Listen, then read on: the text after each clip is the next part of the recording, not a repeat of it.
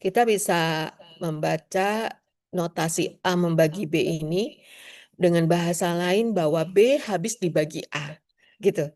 Jadi kita sering eh, suka lupa posisi A membagi B itu sebetulnya yang mana sih yang lebih tinggi atau lebih besar nilainya.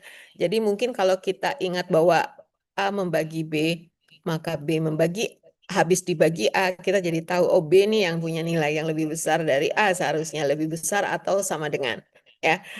Karena nanti kita akan bisa temukan bahwa A itu adalah faktor, Recording in progress. ya. Faktor hasil bagi dari B, ya. Atau kita bisa bilang bahwa B adalah kelipatan dari A, gitu ya. Nah, untuk kasus tertentu bahkan A akan disebut sebagai pembagi sejati dari B ketika A-nya itu bukan nol pastinya dan lebih kecil dari B, jadi tidak sama dengan B gitu.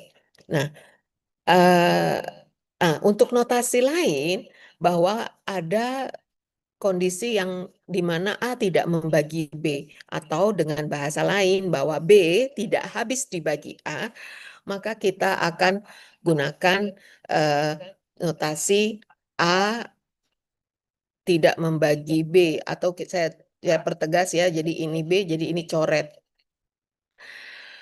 Soal coret itu di matematika biasa ya, seperti ini kita membaca ini sebagai A tidak sama dengan nol, ya, bahwa ini A tidak membagi B, ya. Sama juga kita akan temukan tidak lebih kecil, tidak lebih kecil sama dengan, tidak lebih besar, dan tidak lebih besar sama dengan, itu juga kita temukan ya di dalam matematika.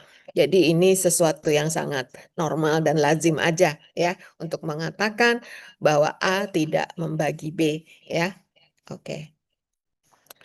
Nah, sekarang kondisi B sama dengan AX ini yang di atas kita kita eh, nyatakan itu kan sebetulnya serupa aja gitu. Bahwa nanti A dan X akan disebut faktor dari B, kan gitu. Ya, bahwa A-nya dan X-nya tentu faktor dari B. Dan ini berarti sesuai dengan ini kan, bahwa A akan faktor dari B, gitu kan. Eh, atau bahasa lainnya juga B akan disebut kelipatan dari A dan X, ya. Berarti ini juga akan sesuai dengan ini. Namun tentunya ketika kita bicara A membagi B, yang disorot ya A-nya bukan X-nya. X itu hanyalah bilangan bantu yang akan membawa kita bahwa A membagi B itu akan ketemu B sama dengan AX gitu. Ya, jadi X ini adalah bilangan bantu. Tetapi yang kita sorot adalah A-nya untuk menunjukkan A membagi B. Nah, itu. Eh, Jika kita temukan A-nya tidak sama dengan 1, X-nya tidak sama dengan 1, maka A dan X akan disebut sebagai pembagi sejati dari B. Karena kalau 1 kan identifikasi ya, jadi akibatnya dianggap tidak sejati gitu ya. Tetapi kalau tidak identifikasi berarti si A dan X itu membagi sejati dari B. Ya, istilah itu sih sebetulnya sebagai wawasan untuk kita bahwa ada pembagi yang dimiliki oleh B saja gitu ya misalnya, atau karena atau lebih apa istimewa untuk B, karena kalau 1 kan kayaknya untuk semua bilangan berlaku gitu ya, akibatnya tidak terlalu istimewa gitu. Nah, seperti itu. Oke. Ya. Nah, sekarang kita coba lihat eh, dari eh, pernyataan contoh ini. Kenapa 13 membagi 182? Kenapa 17 membagi 289? Ada yang bisa menjelaskan?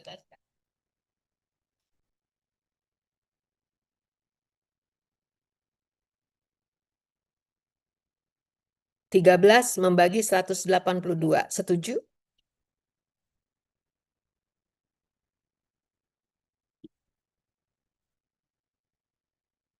Jawab dong, setuju atau enggak setuju? Jangan diam.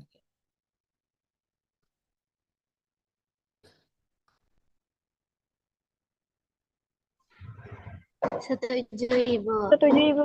Setuju, Bu. Setuju. Kalau setuju, kenapa? Karena 13 itu lebih kecil dari 182, bukan, Bu? Lebih kecil, apakah berarti bisa menjadi memenuhi keterbagian?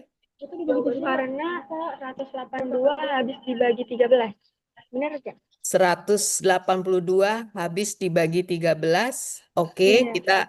kita membaca dengan cara lain bahwa 13 membagi 182, maka 182 habis dibagi 13. Boleh dipertegas lagi, kalau habis dibagi 13, maka 182 itu diperoleh dari 13 dengan kondisi apa? Kembali kepada definisi yang tadi harus kita ingat, bahwa A membagi B itu kita bisa peroleh B AX. Sehingga kalau 13 membagi 182, maka kita bisa mendapatkan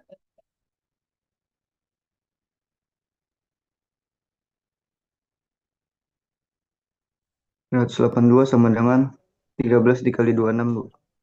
oke, iya. Jadi untuk menunjukkan terima kasih. Sampai tadi siapa yang bicara? Terakhir siapa yang bicara? Faisal apa Abdul Aziz? Misal, Bu. Oh, Faisal. Ya, makasih Faisal. Jadi ketika kita bilang 13 membagi 182 atau dengan kata lain bahwa 182 habis dibagi 13, maka kalau kita bisa menyatakan bahwa 182 sama dengan 13 dikali berapa tadi? 26, berarti kan 26 adalah X-nya. Maka, Bukannya dikali 14 ya? ah, Bukan 14, Ibu. 13 14, dikali Ibu. 14. oh, Iya, tak- salah, Bu. ah, ya. Salah ini. Wah, salah gimana sih? 182 sama dengan 13 dikali 14. 14. Ya, berarti kalau kalau seperti itu kan berarti kita bisa mengatakan ini adalah 182 sama dengan 13 dikali 14, maka kalau ini B, ini adalah A, ini adalah X ya. Kalau ini adalah A membagi B. Nah, gitu ya. Nah, eh, yang paling penting adalah bahwa kata habis itu bisa kita tunjukkan dengan adanya suatu bilangan bulat lain yang menjadi pengalinya, karena berarti tandanya habis, gitu ya. Begitupun tentu untuk 17 membagi 289. Nah, sekarang kalau negatif bagaimana gitu? Kalau negatif, apakah kita bisa mengatakan min 5 membagi 30 atau min 3 membagi 33? Nah, dari sini maka kita bisa bilang 30 eh, kita hapus dulu. Ya, berarti kita bisa bilang bahwa coba kita cek kalau 30 itu sama dengan min 5 dikali berapa Min 6, yang Ibu. bisa yang bisa itu ya min 6 di situ. Min 6 dan min 6 itu masuk kategori bilangan bulat. Iya. Sehingga akibatnya maka min 5 membagi 30 juga memenuhi. Jadi negatif juga bisa. Selama ketika kita bawa ke dalam bentuk B sama dengan AX, maka kita bisa temukan X sebagai bilangan bulat. Begitupun min 3 membagi 33. Maka semuanya ini terpenuhi sebagai definisi masuk kategori A membagi B. Ya. Nah, sekarang yang nomor 3, ternyata ada loh yang tidak membagi. 6 tidak membagi 44. Kenapa? Kita bisa bilang, iya 44 tidak habis dibagi 6. Bahasa sederhananya. Berarti apa yang kita bisa tunjukkan?